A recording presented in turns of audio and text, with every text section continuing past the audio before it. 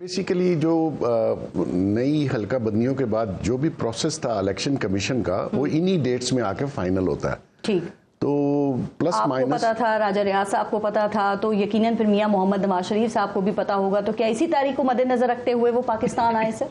देखिए, उनकी कैलकुलेशन अपनी जगह, वो मेरे ख्याल में आए यही सोच के हैं और उनको कंफर्म भी यही था कि तब तक इलेक्शन होंगे और उनके पास 3-4 माह का वक्त है।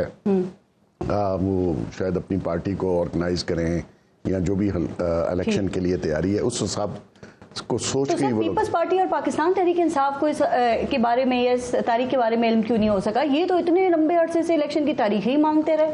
नहीं, देखिए, बड़ी कॉमन सेंस है। जब आपने नई हल्का बंदियां CCI में काउंसिल ऑफ कॉमन इंटरेस्ट में पास की तो उसके बाद एक प्रोसीजर है जिसको तकरीबन 3 माह लगते हैं। तो उसके बाद आपको 60 डेज चाहिए।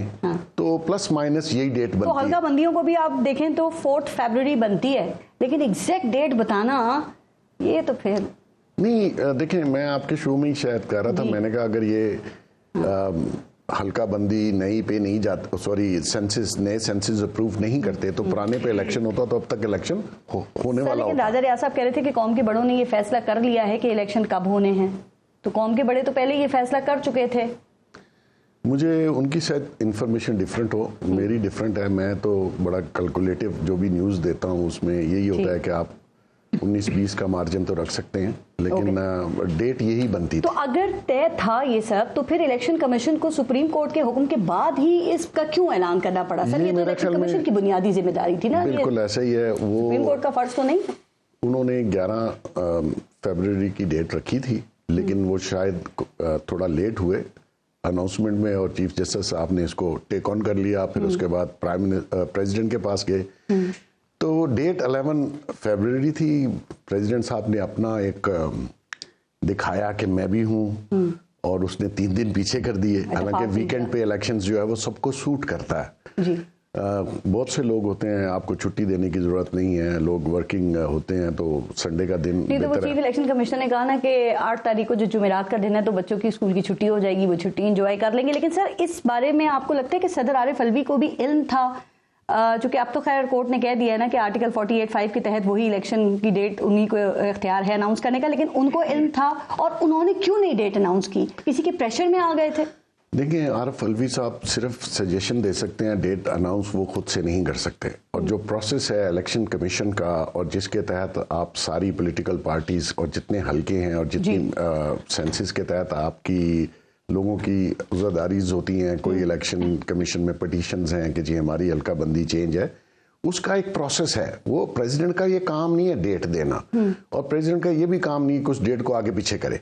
लेकिन उसने 11 को पीछे ले आया, 8 कर दी, हालांकि कोई फर्क वाली बात नहीं है। तो मैं ये समझता हूँ कि यहाँ पर्सनैलिटीज का क्लैश आ जाता है, अदारे और मुल्क को पीछे छोड़ दिया जाता है। ये सारे अदारों में ऐसे है। अच्छा सर, अब चले इलेक्शन की तारीख तो पत्थर पे लकीर है और चीफ जस्टिस ने कह दिया है कि इसके हवाले से अब यही कहना है कि जी यही तारीख है, ये पत्थर पे लकीर है। तो क्या साफ और शफाफ इलेक्शन भी आपको लगता है कि पत्थर पे लकीर है? तारीख तो है पत्थर पे लकीर। पहले कभी हुए साफ और शफाफ तो आप अभी भी उम्मीद यानी कि अब इस दफा भी सबको लेवल प्लेइंग फील्ड नहीं मिलेगी या किसी एक को मिलेगी सिर्फ? ये जो लेवल प्लेइंग फील्ड की बात कर रहे हैं, मुझे नहीं समझ आता इनका मुखातिब कौन है। ये किससे लेवल प्लेइंग फील्ड मांग रहे हैं? इनसे जरा पूछें। इलेक्शन कमीशन से मांग रहे हैं ना। Election commission level playing field दे सकता है? उसके बेचारे के इख्तियार में क्या है? नहीं, पहले पूछ तो लेके क्या किसको रहे हो, किससे लेवल प्लेइंग फील्ड मांगना चाहते हैं? ठीक है, जमान साहब से ये पूछ लेते हैं, लेकिन आपको क्या लगता है कि सबको वो जो लेवल प्लेइंग फील्ड है वो मिलेगी? जिस मुल्क में, जिस रियासत में आप रहते हैं, कभी किसी को मिलती है लेवल प्लेइंग फील्ड और कभी किसी को नहीं। यानी कि इस दफा भी इंतखाबी मुहिम चलाने की आजादी सबको नहीं होगी, तकारीर की आजादी नहीं होगी, बैलेट पेपर के ऊपर तमाम सियासी जमातों का निशान हो सकता है कि ना हो। मसला यह है कि एक पॉलिटिकल पार्टी को ये पहली दफा सिचुएशन देखनी पड़ रही है। पीपल्स पार्टी ने, नून लीग ने ये सिचुएशन पहले प्रीवियस बार देख चुकी है। वो भी चीख रही हैं। वो 18 सीटों के साथ बेनजीर भुट्टो साहिबा इसी असेंबली में रही। उन्होंने डेमोक्रेटिक प्रोसेस को सबोटाज नहीं किया। दूसरे जो लोग थे वो भी 18, 19, 20 सीटों के साथ बैठे रहे, उनकी सारी मेजोरिटी ले ली गई। मकसद ये है कि पॉलिटिक्स पाकिस्तान में, ये थर्ड वर्ल्ड कंट्री है, इसमें ऐसे ही होता है, आपको शोर डालने की जरूरत नहीं है। सर शोर इस चीज पे डाला जा रहा है, वो कह रहे हैं नून लीग को जो है वो सहूलत दी जा रही है। देखिए पहले 2018 में किसको सहूलत दी जा रही थी? सबको अंदर कर दिया, सबको पीछे किया, लोगों पे केसेस बने, लोगों को, बहुत से लोगों को इलेक्शन नहीं लड़ने दिया गया।